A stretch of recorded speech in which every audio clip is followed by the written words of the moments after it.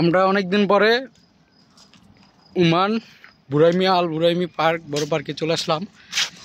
এই যে এগুলো আমাদের সাথের ফ্রেন্ড সার্কেল। এটা হলো পার্কের গেট, এটা হলো লাইট। ভিতরে যাই দেখি ভিতরে কি অবস্থা।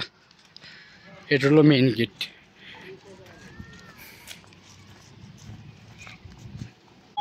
এটা হলো পার্কে আসলাম এখন। এই পার্কে এগুলা নিষেধ, কি কি নিষেধ করা আছে এখানে আছে।